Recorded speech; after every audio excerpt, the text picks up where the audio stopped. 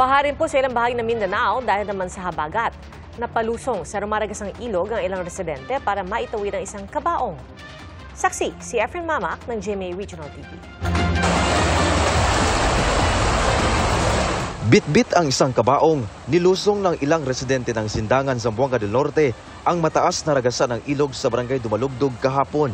Hindi kasi makatawid ang sasakyang maghahatid sana sa kabaong para sa isang nasawing residente. Problema sa lugar ang kakulangan ng tulay. Inaani mo kali sa dresa.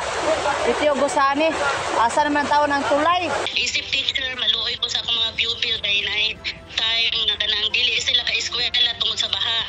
Night time nga basa kay sila maanhi sa school kay pagtabok nila sa suba na slide sila. Sinusubukan naming makuha ang pahayag ng lokal na pamahalaan kaugnay dito.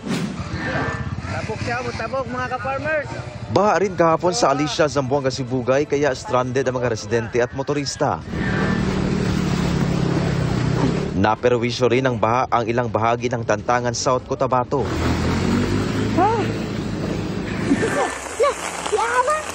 Sa Maguindanao del Norte, tinangay sa ilog ang isang pick-up truck sa barangay Pura sa Datublasin, Suwat. Ayon sa tourism officer doon, sinubukan ng pick-up na tawirin ang ilog dahil mahina pa umano ang tubig. Pero inabot sila ng ragasa ng tubig kaya hindi na nakaalis. Ligtas ang tatlong sakay ng pick-up matapos makatalon palabas. Dahil naman sa malalakas na alon, tumaob ang isang bangka sa dagat sa bayan ng Sapa-Sapa sa Tawi-Tawi kaninang umaga. Ayon sa Sapa-Sapa MDRRMO, pinasok ng tubig ang bangka matapos hampasin ng alon at masira ang unahan nito. Nailigtas naman ang 5 sakay ng bangka pero nagtamo ng sugat ang isa dahil sa pagi o stingray. Maulan din ang umaga sa ilang bahagi ng Pangasinan kanina.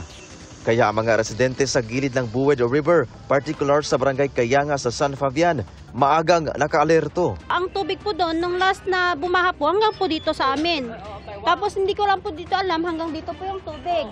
So maingat ma'am? Opo, maingat po naman po talaga. Umuulan na mama, nakabantay na kayo? Opo, nakabantay mo na po kami dito sa may tabi ng ilog.